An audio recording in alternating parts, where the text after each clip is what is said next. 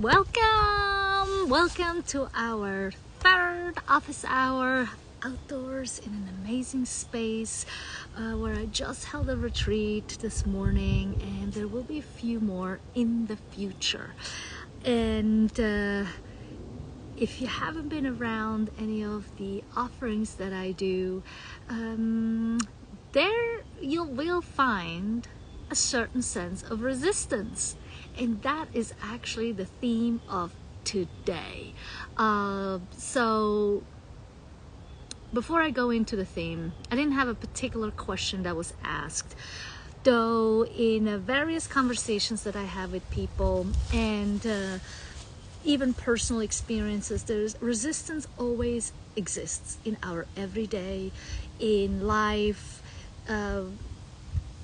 things that happen in life, right? So for example, in the morning, there might be resistance to wake up.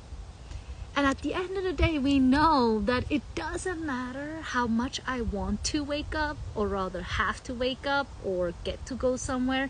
No matter how much the resistance is there on how to get to the next thing, we got to get through it. Thinking about exercises, like no exercise is going to do anything if there wasn't any resistance, right? Like we need, even our muscles, there has to be some resistance to build them. There has to be resistance in many aspects. Water, if you're swimming against in a flow of water and you have to go north and the water's going south, then there is resistance, right? So how do we move from resisting to flowing? And that's pretty much where the letting go comes in. I could have called the title Resistance and Flowing, because that's what the opposite is, right? The opposite of resistance is flow. And so I was in the conversation in this retreat as well, is that we have these human tendencies that there are some things we like and some things we don't like.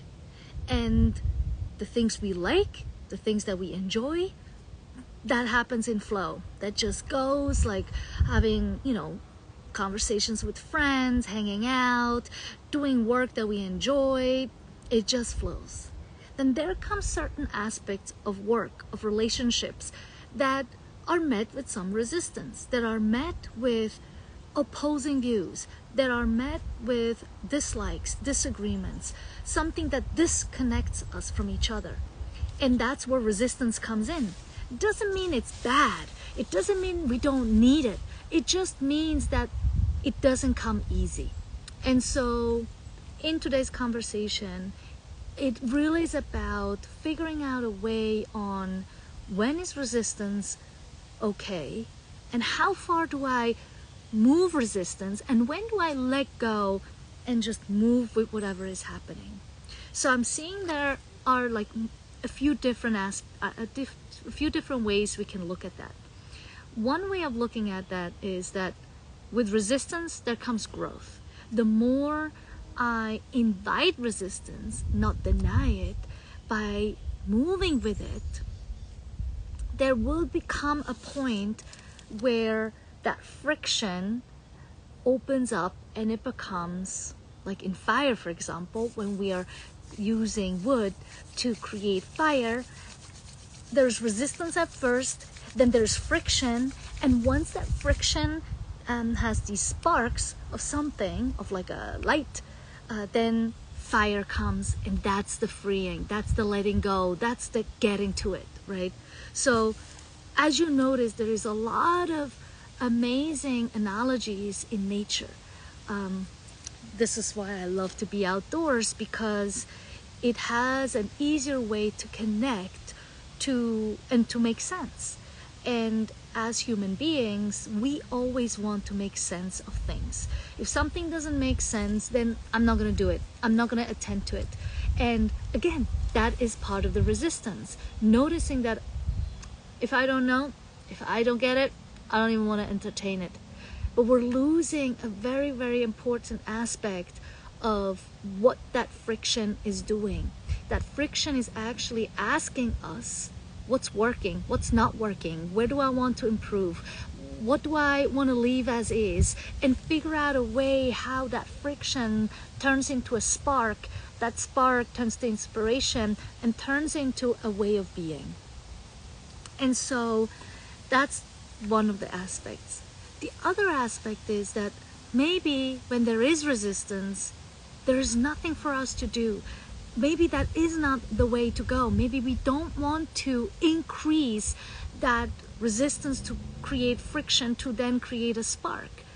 Maybe certain aspects of life, for example, conflicts, the resistance that comes is because our ego wants to take over. And in yesterday's conversation that I had with Lexi, that was very eminent in the conversation we had about what do I want? How do I want things to be? And that egoistic way of seeing things and thinking about things can cause resistance towards meeting this other person in front of us.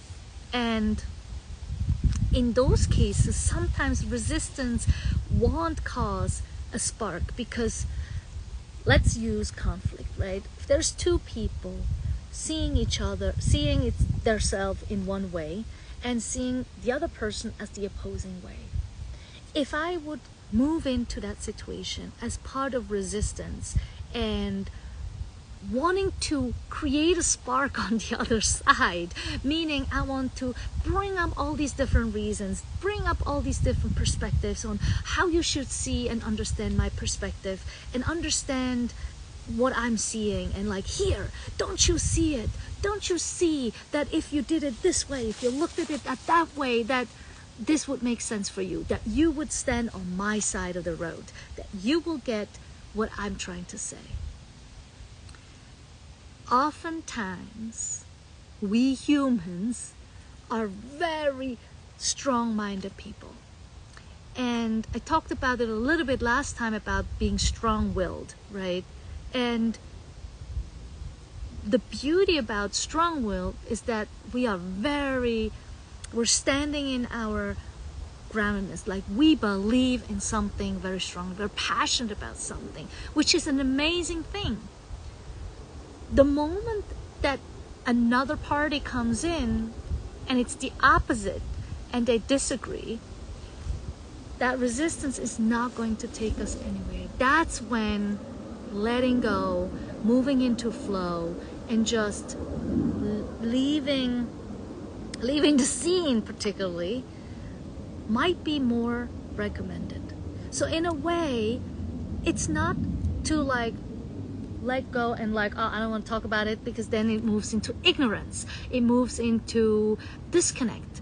And so what the invitation here really is to move, or rather experience resistance, noticing resistance, become aware of resistance, then make a conscious choice to decide, do I think and believe that by creating or bringing resistance into friction to create a spark, is that possible in this particular situation? If we're talking about individual experiences, if it's just me involved in the situation, trying to make a decision, then I would say yes, 110%.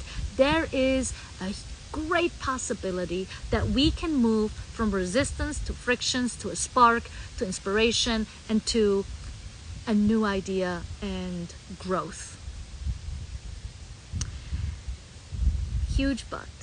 When we are involved with other people who are just as strong-minded as we are and set in their ways in how they think things should be, then pushing through that resistance, pushing through to get to friction, to create a spark, will not get us to inspiration. It will not get us to connection. It actually will create more disconnection. So I'm sitting in the United States, and that for sure is what's happening right now with these different parties. Both sides are very strong-minded people. They both believe in their position. And it will be almost impossible, I just say almost, but it's pretty much impossible, to persuade or to move the one side to the other side or having them see one thing. So the only thing we can do, if we were in such a conversation, is to let go.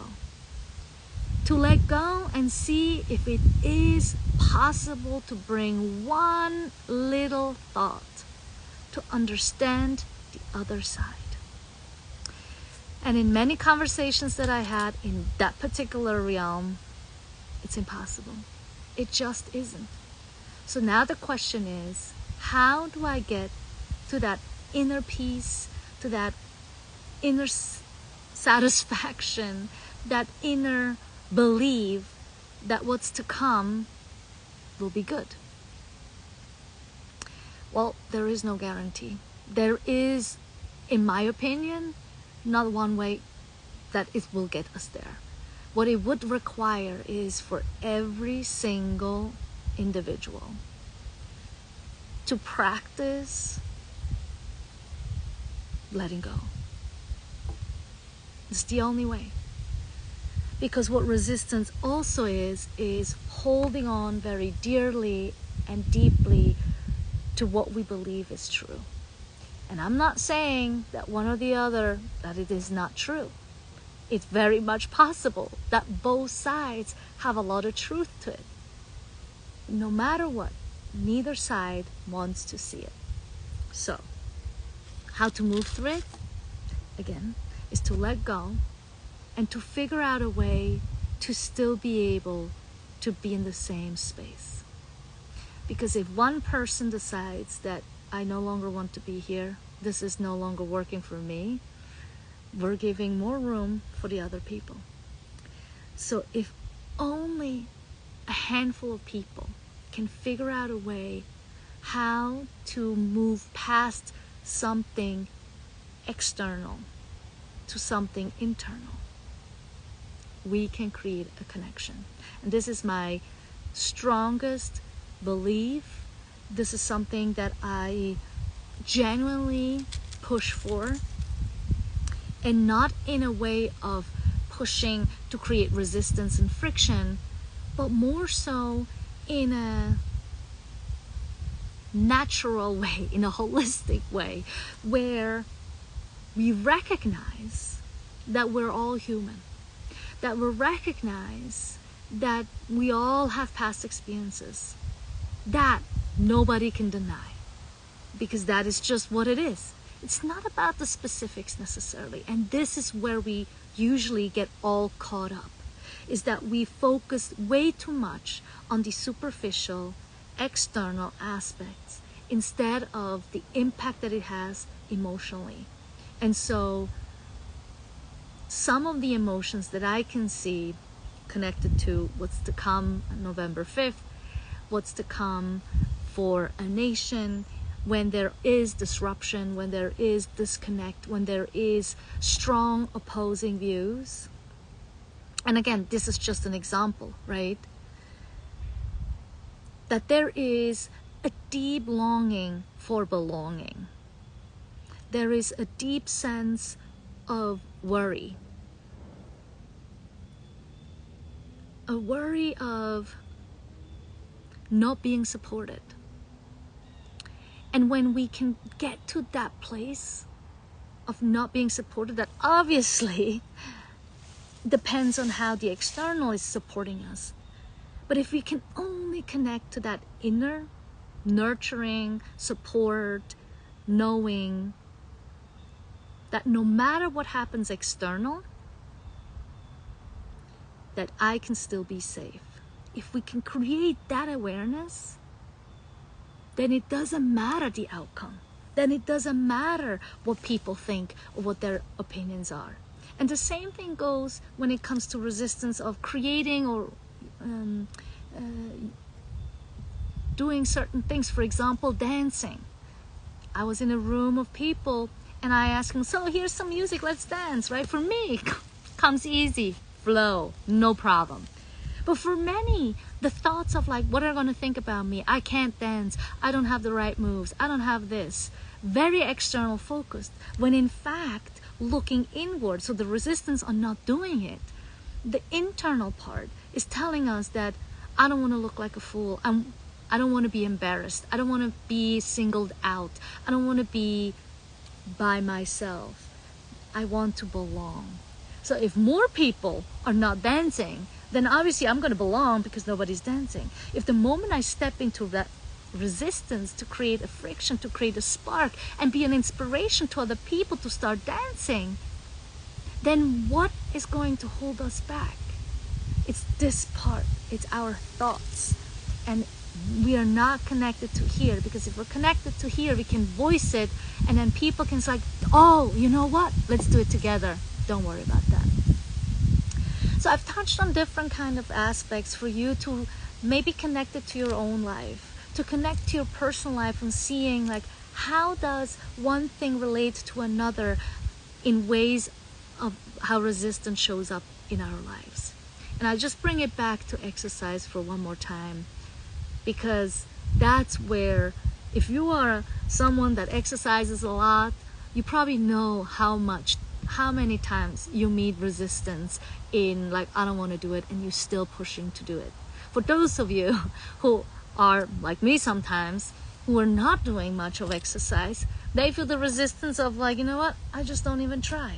And so what if we invited that resistance to create a little bit of friction inside of us and create that spark to inspire ourselves and other people that there is more than what we know to actually go after. So I'm going to stop right here and have you reminiscent, and maybe not reminiscent, that might be the wrong word, but like reflect on how resistance shows up in your life, and how that possible letting go could be the solution for you to connect.